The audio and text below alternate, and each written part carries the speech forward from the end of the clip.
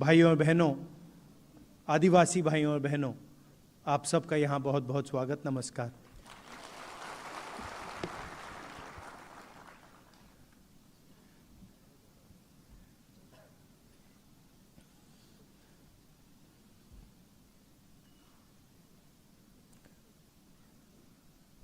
शुरुआत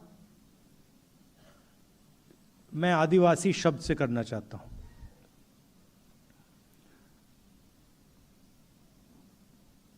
आदिवासी शब्द का बहुत गहरा मतलब है। आदिवासी मतलब ओरिजिनल हिंदुस्तान के जो मालिक थे।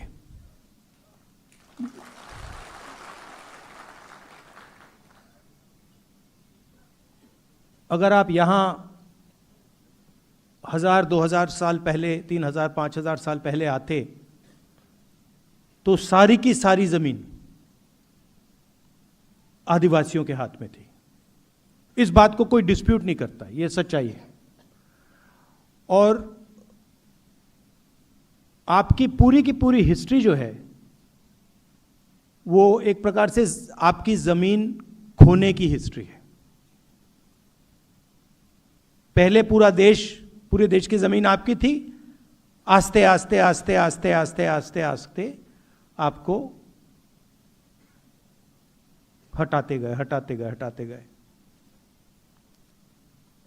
और अब 21वीं सदी में एक नया शब्द आया है। आरएसएस और बीजेपी का शब्द है वनवासी। वनवासी का मतलब कि भाई आप ओरिजिनल मालिक नहीं थे। आदिवासी का मतलब यह देश आपका था, इस देश का जल जंगल जमीन आपकी थी। वनवासी का मतलब नहीं, ओरिजिनल मालिक आप नहीं थे, ओरिजिनल मालिक कोई और था। जल जंगल जमीन आपकी नहीं थी, आप तो सिर्फ जंगल में रहते हो। बहुत बड़ा फर्क है। क्योंकि अगर आप आदिवासी हो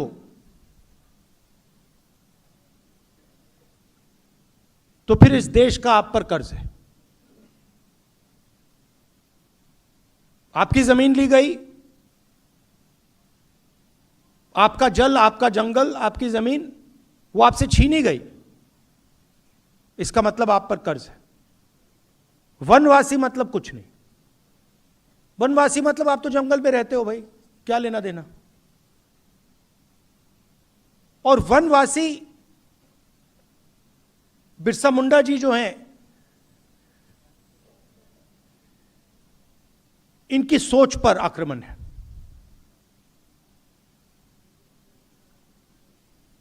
किसी ने कहा कि हम कॉन्स्टिट्यूशन की लड़ाई लड़ रहे हैं। ये देखिए, ये कॉन्स्टिट्यूशन। अब आप में से बहुत लोग सोचेंगे कि देखिए ये जो किताब है ये आज़ादी के बाद लिखी गई है, इसमें हिंदुस्तान के सारे कानून हैं, हिंदुस्तान का जो विजन है इसमें है, हिंदुस्तान के हर नागरिक को एक वोट ये देता है। मगर ये नई किताब नहीं है। इस किताब में हजारों साल पुरानी सोच है।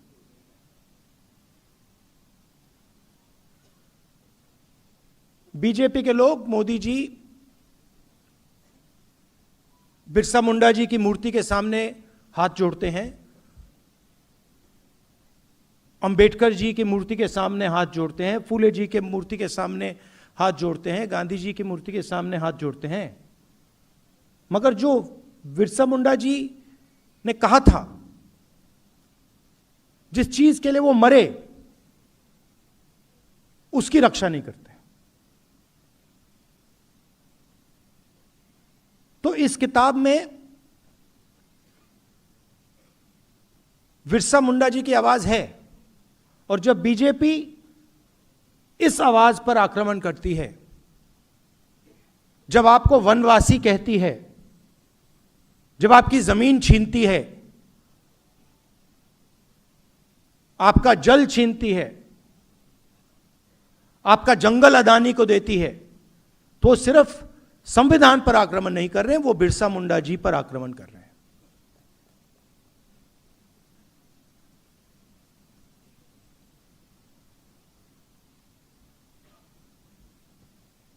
और आजकल फैशन बन गया है, जो एक स्पीकर ने कहा,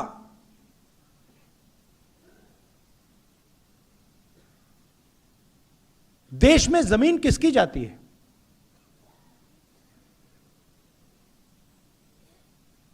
जब भी विकास की बात आती है, सीधा आदिवासी की जमीन छीन लेते हैं। स्टैचू बनानी है, आदिवासी की जमीन छीनो। माइन खोलनी है, आदिवासी की जमीन छीनो। और फिर वापस कॉम्पनसेशन भी मत दो। मतलब आपके कोई अधिकार नहीं है, कोई हक नहीं है।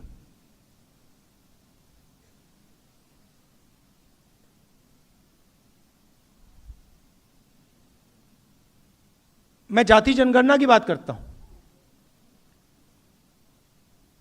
और जब मैं जाति जनगणना की बात करता हूं, आरएसएस के लोग, मोदी जी, बीजेपी के लोग मेरे ऊपर आक्रमण करते हैं। मगर जाति जनगणना का क्या मतलब है? पूरा देश जानता है कि इस देश में तकरीबन 9% आदिवासी हैं, 10% आदिवासी हैं। देश जानता है 15% दलित हैं, 50% पिछड़ा वर्ग है, 15% माइनॉरिटी कह लो। आपने प्राइवेटाइजेशन शब्द यूज किया। आपने कहा कि school, college, university, public sector privatise हो जाता है। ये गलत शब्द है। प्राइवेटाइजेशन से लग रहा है कि जब ये प्राइवेटाइजेशन होता है, ये सबको जाता है। इस शब्द से ये लगता है कि भैया प्राइवेटाइजेशन होता है तो आदिवासियों को भी मिलता है, दलितों को भी मिलता है, पिछड़ों को भी मिलता है। नहीं, प्राइवेटाइजेशन का मतलब चुने हुए 5-7% लोगों को मिलता है। पहले पब्लिक सेक्टर हुआ करता था, उसमें रिजर्वेशन था, उसमें आदिवासी युवा जा सकता था, दलित जा सकता था, पिछड़े वर्ग का जा सकता था। अब खोलिए अदानी जी की कंपनी की लिस्ट खोलिए, उनके सीनियर मैनेजमेंट की लिस्ट खोलिए, दिखा दीजिए मुझे कौन सा आदिवासी बैठा है वहां पे। एक नहीं मिलेगा आपको।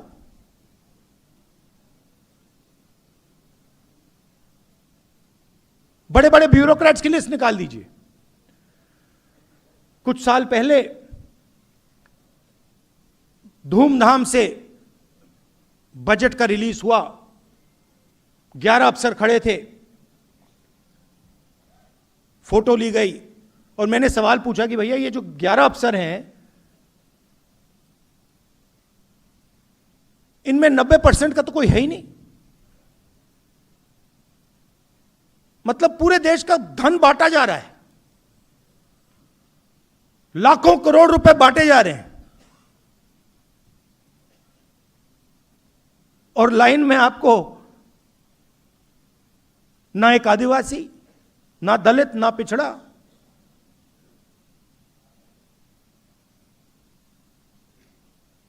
कहीं भी देख लीजिए आप, प्राइवेट अस्पतालों की लिस्ट निकालिए, उनके मालिकों की लिस्ट निकालिए, दिखा दीजिए आदिवासी का कौन सा अस्पताल है। बड़ी बड़ी यूनिवर्सिटीज, कॉलेजेस की लिस्ट निकालिए, दिखा दीजिए मुझे उनका आदिवासी मालिक कहां है। कॉर्पोरेट इंडिया खोलिए, उनकी लिस्ट निकालिए, 500 सबसे बड़ी कंपनियां, जिनका लाखों करोड़ रुपए ऐसे माफ हो जाता है। एक सेकंड लगता है मोदी जी को 16 लाख करोड़ रुपए उनका माफ किया गया है।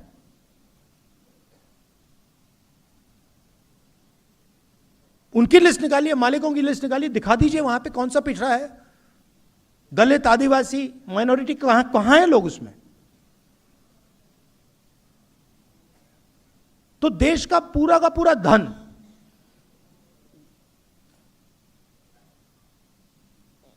आपसे छीना जा रहा है। आप जीएसटी देते हो ना, देते हो नहीं देते हो, देते हो ना। ये आप कपड़े पहने हैं, इसमें जीएसटी जाती है ना।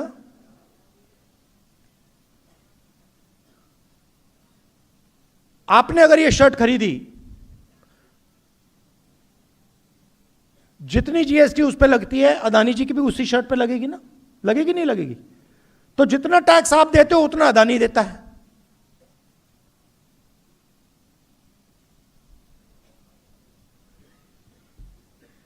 उसकी आमदनी देखिए, आपकी आमदनी देखिए।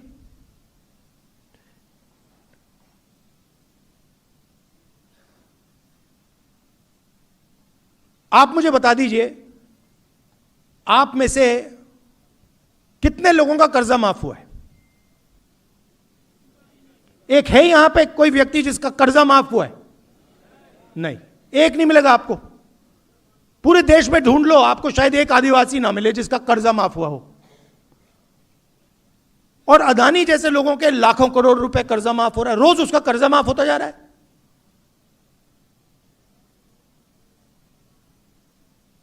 तो जाति जनगणना का मतलब है कि यह पता लगाना, जैसे तेलंगाना में हमने कर दिया है, आदिवासी कितने हैं और देश की संस्थाओं में, ब्यूरोक्रेसी में, कॉर्पोरेट्स में उनकी कितनी हिस्सेदारी है, यह मेन सवाल है। आप 15%, आप 9% हो, दलित 15% हैं, पिछड़ा वर्ग 50% है, कितनी हिस्सेदारी है आपकी? आपको लगता है कि आदिवासियों की देश में 10% हिस्सेदारी है? लगता है आपको? तो लंबे भाषण होते हैं,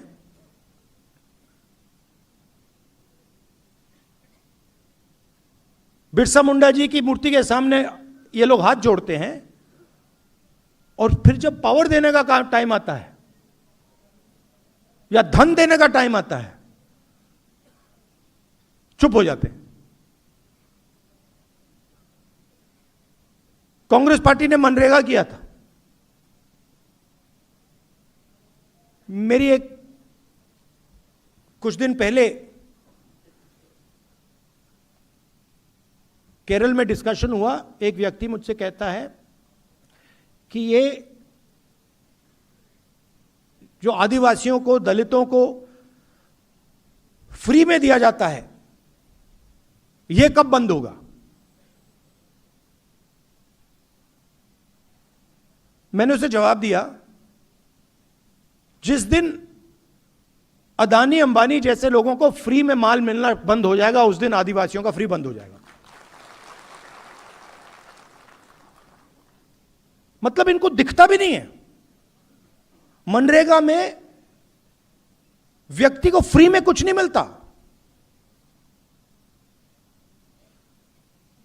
वो खून पसीना देकर मजदूरी करके उसको पैसा मिल रहा है और उसे फ्री कहा जा रहा है। और अदानी का लाखों करोड़ रुपए कर्जा माफ हो रहा है, वो फ्री नहीं है, वो विकास है, वो प्रगति है। किसकी प्रगति? 90% की प्रगति या 500,000 लोगों की प्रगति? किसका विकास? यह भी सवाल पूछना चाहिए। कहते हैं विकास हो रहा है, विकास किसका? गरीबों का, किसानों का, मजदूरों का या अरबपतियों का? हम पैसा कानून लाए, फॉरेस्ट राइट्स एक्ट, मनरेगा, भोजन का अधिकार, यह सब आपको प्रोटेक्शन देने का था। आपने भविष्य की बात की,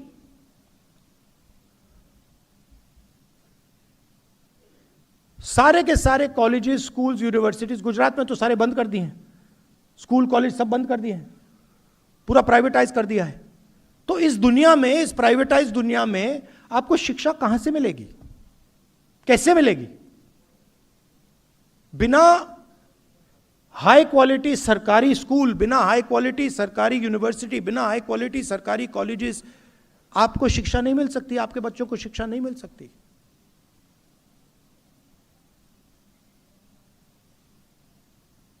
तो अगर हमें आदिवासियों की मदद करनी है तो सरकारों को जो उनकी जिम्मेदारी है फिर से पूरी करनी पड़ेगी। सरकारी अस्पताल, सरकारी कॉलेज, सरकारी यूनिवर्सिटी, सरकारी स्कूल हाई क्वालिटी के, जिसमें आपके बच्चे जाके कम से कम पैसा देकर पढ़ पाए और कॉम्पिटिटिव रहें। मुझे काफी अच्छा लगा कि आप सब मिले और आपने आदिवासी विजन की बात की। भविष्य में हमें क्या करना है, आपका एक मैनिफेस्टो होना चाहिए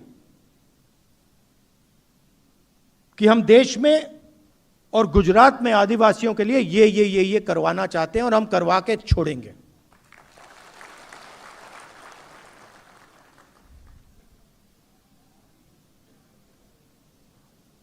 और सबसे जरूरी चीज ये संविधान है। हम शिक्षा की बात कर रहे हैं, आज वाइस चांसलर्स की लिस्ट निकालिए, आपको सिर्फ आरएसएस के लोग मिलेंगे।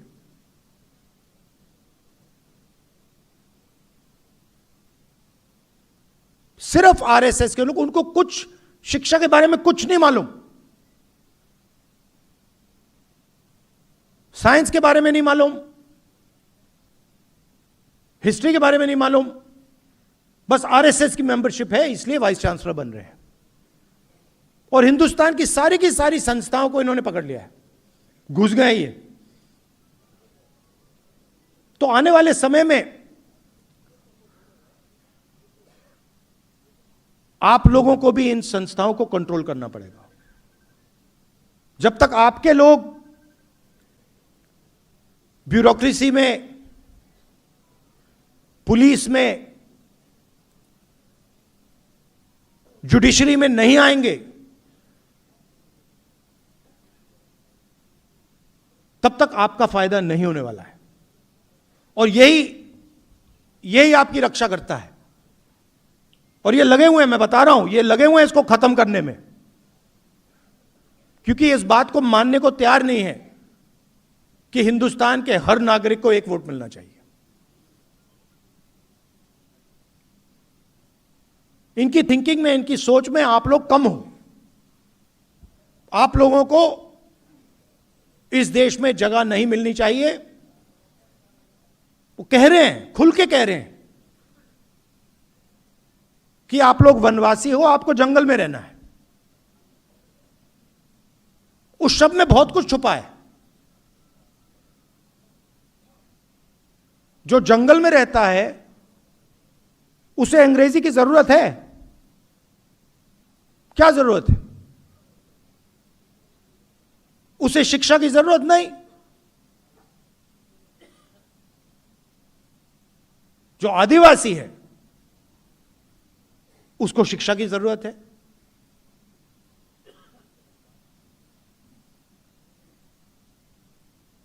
तो इस शब्द में पूरा का पूरा इनकी थिंकिंग छुपी हुई है। आपको कहते हैं वनवासी।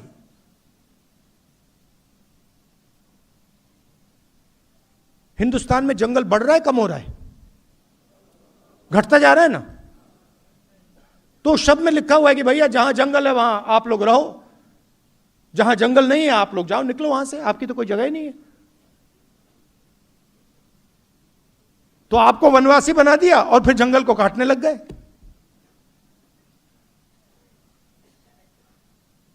जब जंगल खत्म हो जाएगा फिर आप लोग मजदूरी करोगे। मगर अगर आदिवासी शब्द का प्रयोग किया गया तो फिर सवाल उठता है कि हमारा जंगल है, कैसे काट रहे हो, कैसे ले रहे हो, हमारा जल है, हमारी जमीन है, कैसे ले रहे हो, बिना पंचायत के पूछे कैसे ले रहे हो, धमका के कैसे ले रहे हो। फिर ये सारी बातें शुरू हो जाती। इसीलिए ये चाहते हैं कि आप लोग वनवासी बनो, अपना हक मत मांगो, अपने बच्चों के लिए शिक्षा मत लो। आप लोग या जंगल में रहो और जब जंगल खत्म हो जाएगा फिर मजदूरी करो। ये हम नहीं चाहते। हम चाहते हैं कि इस देश में जितनी जगह दूसरे लोगों को मिलती है उतनी आपको मिले। बेहतरीन कॉलेजेस और यूनिवर्सिटीज में आपके बच्चे पढ़ें। हिंदुस्तान की सबसे बड़ी कंपनियों में आपके लोग काम करें, आपके बच्चे काम करें। जब सीईओज की लिस्ट निकाली जाए उस लिस्ट में आदिवासी नाम दिखे, ऐसा भविष्य हम चाहते हैं। यही लड़ाई। और आप जानते हो जो आपने कहा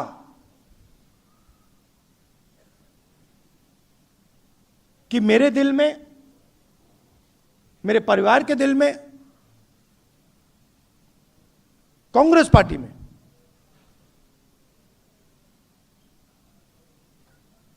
आपके लिए बहुत जगह है, प्यार है, मोहब्बत है।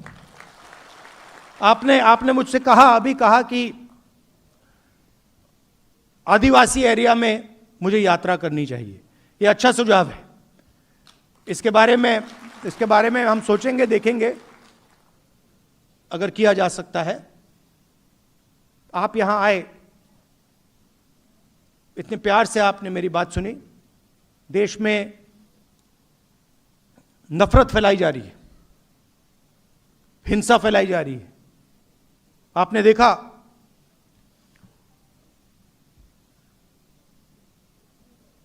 ईरान में युद्ध हो रहा है।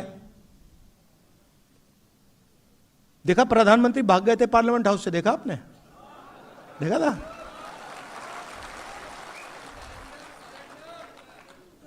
सुना है मैंने 25 मिनट का भाषण किया।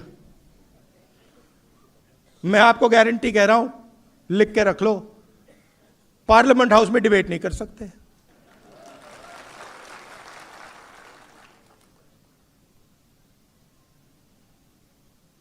कॉम्प्रोमाइज हो गए। आप देखिए अमेरिका के साथ, थोड़ा सा मैं आपको बताता हूं, अमेरिका के साथ इन्होंने डील किया, यूएस डील। उसमें पहली बार हिंदुस्तान के प्रधानमंत्री ने, किसी भी प्रधानमंत्री ने कृषि का सेक्टर खोला। किसी भी प्रधानमंत्री ने आज तक कृषि का सेक्टर नहीं खोला। उसका कारण है क्योंकि हमारे जो खेत हैं वो छोटे खेत हैं। आप जानते हो 5, 6, 10 एकड़ के, 1 एकड़ के, 2 एकड़ के खेत हैं।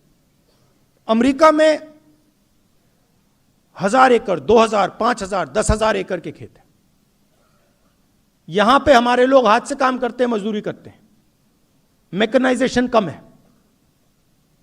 वहां पे कॉम्बाइन हार्वेस्टर, ट्रैक्टर, पूरा मैकेनाइजेशन है। अगर उनका माल यहां आ जाएगा तो हमारे सारे के सारे किसान बर्बाद हो जाएंगे। इसीलिए किसी भी प्रधानमंत्री ने कृषि का सेक्टर नहीं खोला। इन्होंने दाल, सोयाबीन, फल, कपास, ये सब खोल दिया है।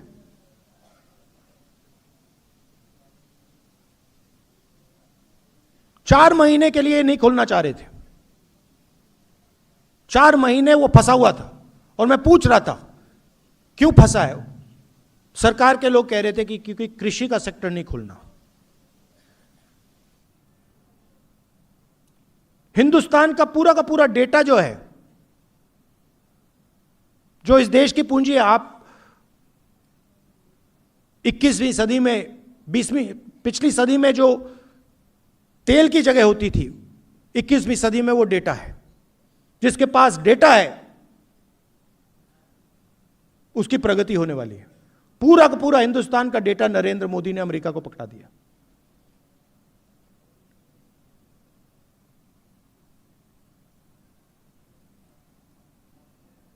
$9 लाख करोड़ रुपए, नंबर याद रखिए, हर साल हिंदुस्तान अमेरिका से 9 लाख करोड़ रुपए का माल खरीदेगा। 5 साल के लिए हर साल 9 लाख करोड़ रुपए।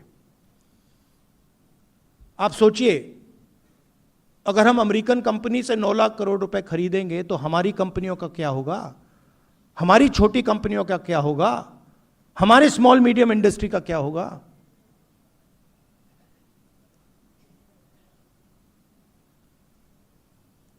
अमेरिका का जो टैक्स था वो 0 कर दिया और हमारा पहले से ज्यादा कर दिया।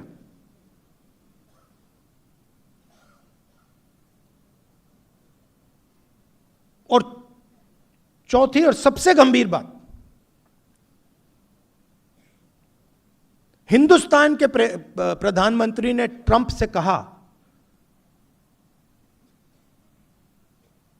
कि हम बिना आपसे पूछे तेल और नेचुरल गैस नहीं खरीदेंगे। अगर आप कहोगे कि रूस से नहीं खरीदना है, हम नहीं खरीदेंगे।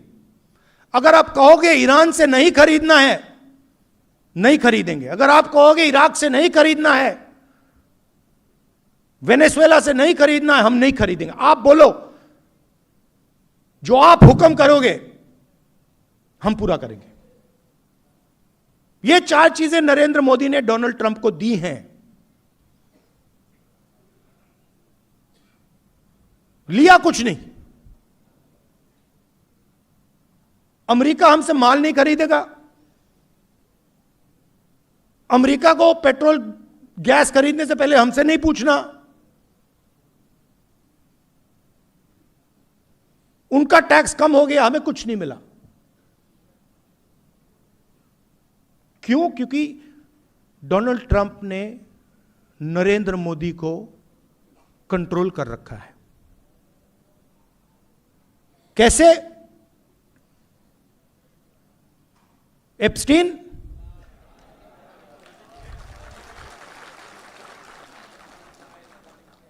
वो हैं 4-5 तरीके, मगर मैं आपको सिर्फ 2 बता रहा हूं आज। मैं जानता हूं, एक एप्स्टीन और दूसरा अदानी। और अदानी के बारे में थोड़ा सा मैं आपको समझाना चाहता हूं। मोदी जी और बीजेपी का जो पूरा फाइनेंस का स्ट्रक्चर है, यह अदानी है।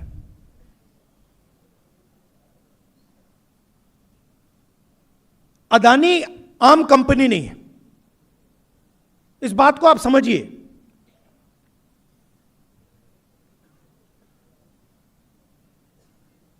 अदानी, बीजेपी, नरेंद्र मोदी, इनका स्ट्रक्चर है, फाइनेंशियल सिस्टम है।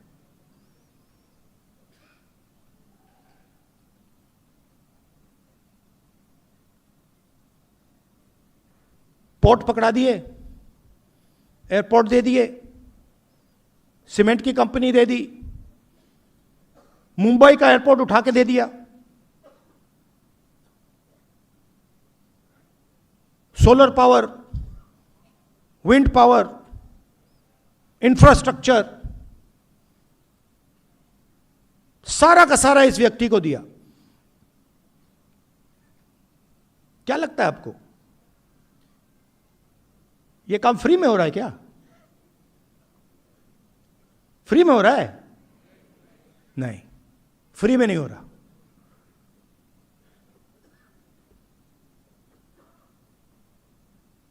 और इस कंपनी पर अमेरिका में कोर्ट केस लगा दिया और मोदी जी को सीधा मैसेज दे दिया। वो कोर्ट केस अदानी को धमका नहीं रहे, वो मैसेज मोदी जी को गया है कि ज्यादा उठपटांग की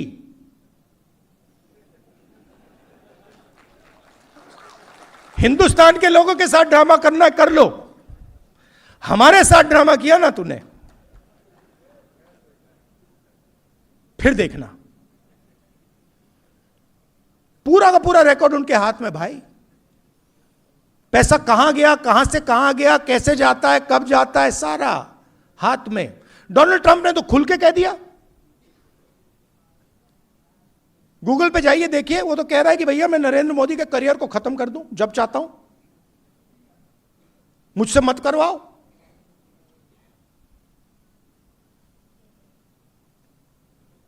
तो कंट्रोल उनके हाथ में है।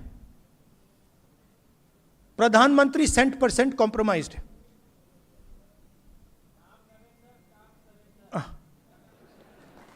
बट नहीं, अब आप बोल रहे हो मगर नुकसान किसका हो रहा है? आपका हो रहा है। आपका भयंकर नुकसान हो रहा है आदिवासियों का।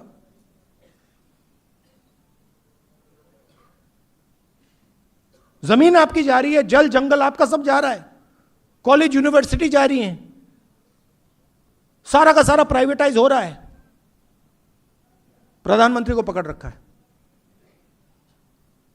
आप उनकी आंख को देखिए, टीवी पे देखिए आप। 25 मिनट का भाषण दिया, अभी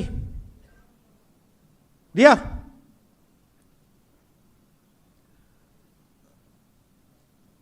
आप बताइए, अमेरिका के खिलाफ कुछ बोला?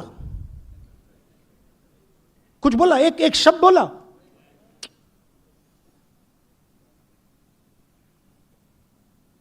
%% कंट्रोल में है।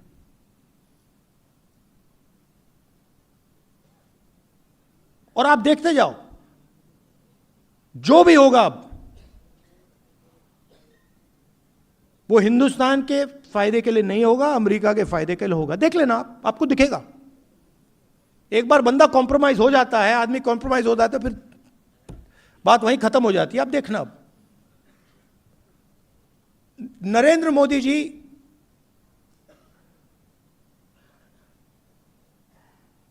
ट्रंप के सामने चूं तक नहीं कर सकता है। बता रहा हूं आपको, मैं सच बोलता हूं। ट्रंप कहता है कि हिंदुस्तान और पाकिस्तान का युद्ध उसने रुकवाया। आप देखो क्या अपमान, हमारी सेना का अपमान कर रहा है। कहता है हिंदुस्तान के जहाज गिरे, 7 जहाज गिरे, मैंने युद्ध रुकवाया। मोदी जी के मुंह से चूं तक आवाज नहीं निकली। एक बार नहीं बोला, 50 बार बोला उसने, बोलता रहता है। हमारा प्रधानमंत्री एक शब्द नहीं बोल पाता। क्यों? कंट्रोलर हाथ में उसके है।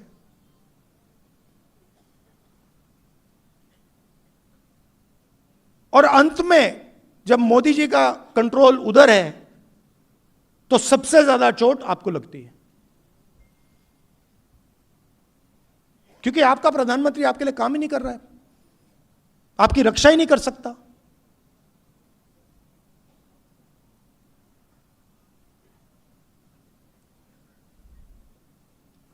ज्यादा लंबा बोल गया, तो थोड़ा मैं आपको बताना चाह रहा था, थोड़ा दूसरी इशू के बारे में भी बताना चाहता था। मगर मेन बात है भैया, इसको हम सब इसकी रक्षा करेंगे, इसको नहीं छोड़ना हमें, क्योंकि इसकी रक्षा में बिरसा मुंडा जी की विचारधारा की रक्षा है, आदिवासियों की रक्षा है, हिंदुस्तान के गरीबों की, किसानों की, मजदूरों की, सबकी रक्षा है। जिस दिन यह गायब हो गया उस दिन कुछ नहीं बचेगा हमारा, आपका, आदिवासियों का।